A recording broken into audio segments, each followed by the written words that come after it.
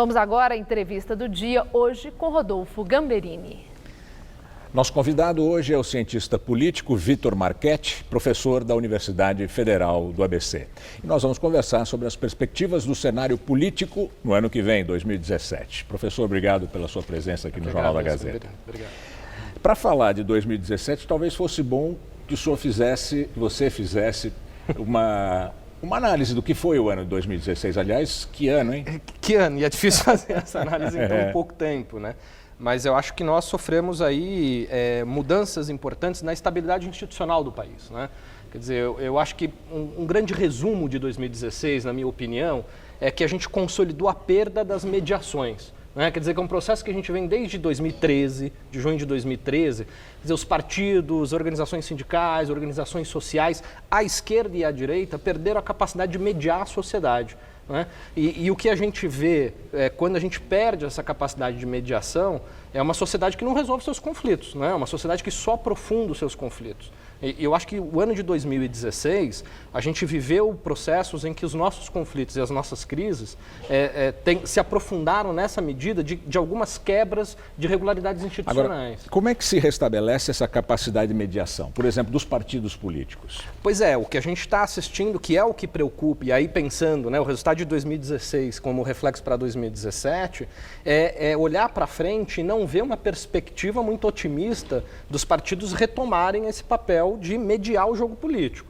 Quer dizer, hoje a gente discute uma agenda muito importante do ponto de vista econômico e social no país e a gente está na mão daquilo que ficou caracterizado como um centrão, né? O que é esse centrão? Esse centrão é uma geleia de partidos, quer dizer, uma salada, não tem identidade partidária, é um fisiologismo puro, que foi a marca da gestão Cunha, que foi a marca do começo da condução daquele processo de impeachment e que hoje está promovendo mudanças fundamentais no Estado brasileiro. Mas esse centrão, ele sempre esteve presente no Parlamento brasileiro desde a Constituição de 88. Mas, de alguma maneira, orientado por uma agenda, né?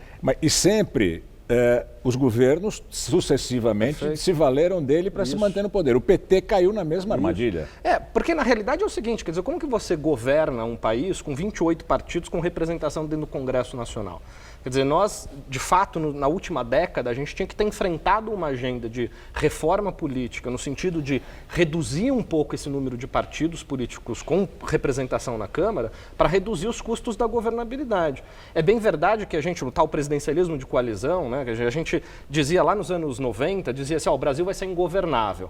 E aí a gente passou por um longo período em que o país se tornou governável. Mas o que a gente dizia na ciência política é governável, mas a que custo? Quer dizer, e os custos dessa governabilidade estão aí, Quer dizer, e a gente acabou não fazendo essas reformas que a gente deveria ter feito na última década. Agora, na sua opinião, por que o PT, que se dizia um partido renovador, um partido ético, um partido até de esquerda, há quem diga que o PT é um partido de esquerda, caiu nessa mesma cilada? Porque, veja, fazer as mudanças num Congresso Nacional com 513 deputados, 81 senadores, com características históricas desses partidos, não é tarefa simples.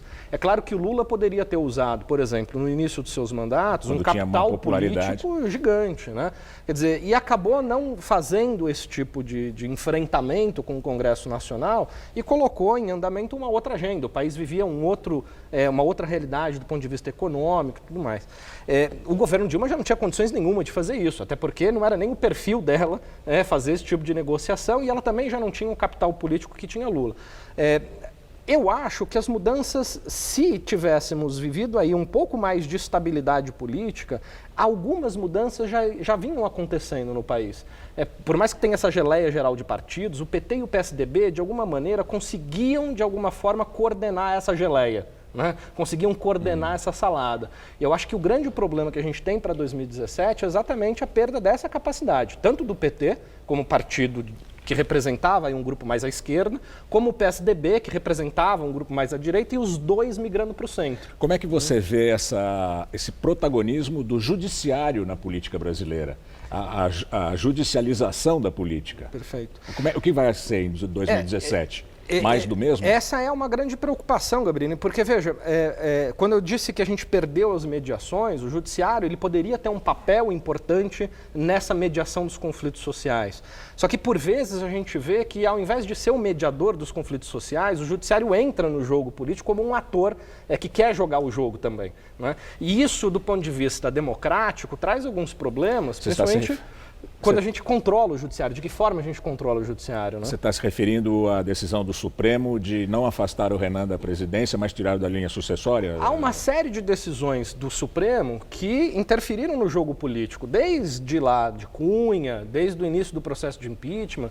Quer dizer, você olha para a Justiça Eleitoral, você teve recentemente, nos últimos meses, uma série de decisões da Justiça Eleitoral, caçando prefeitos recém-eleitos. Em Osasco, recentemente, teve quase mais da metade da Câmara dos Vereadores. Veja, é claro que assim, a gente está diante de um momento histórico de combate à corrupção. Agora, medidas de combate à corrupção não pode legitimar qualquer tipo de ação, porque no fundo é aquela velha história, a gente tem que tomar cuidado de jogar a água do banho com a criança junto. Não é? Quer dizer, em nome do combate à corrupção, a gente não pode avançar alguns sinais que são muito caros para a manutenção do Estado Democrático de Direito. E essa ação do Poder Judiciário, essa judicialização da política e um protagonismo do Ministério Público, sem controle, não é? Sem um nível de prestação de contas, pode trazer sim efeitos negativos para a estabilidade democrática do país. Você diria que é otimista para 2017? Não consigo ser. Eu acho que 2017 vai ser um ano bastante conturbado do ponto de vista político, porque o que vem de agendas aí econômicas e de reformas do Estado vão retirar a capacidade de investimento do Estado num cenário em que nós, pelo menos olhando para o horizonte, temos uma crise econômica bastante importante pela frente. Voltando à questão da mediação que você tocou, a perda da mediação das instituições, a medida que restringe os gastos públicos foi aprovada de lavada. A reforma previdenciária que mexe no bolso da sociedade parece que não vai ter a mesma facilidade de passar. Como é que se dá, nesse caso de falta de mediação, essa ligação da sociedade com o voto parlamentar? Pois é isso que eu vejo em 2017 os conflitos se intensificando, porque vem agendas aí que pegam mais intensamente o cidadão comum. Veja como os parlamentares já se comportaram de modo diferente na questão da renegociação da dívida dos estados, porque eleitoralmente o deputado sabe que aquilo o atinge. Então ele muda o seu voto, já não tinha uma posição tão confortável para o governo Temer. A reforma previdenciária vai ser a mesma coisa. Eleitoralmente, um deputado votar a favor da reforma previdenciária tem um custo enorme, né? E as mobilizações de rua vão dar um pouco o tom e a temperatura de como esse debate vai se dar no Congresso Nacional. Tá bem, professor, agradeço muito a sua participação aqui no Jornal da Gazeta. Obrigado. Obrigado, boa noite. Boa noite. Estela.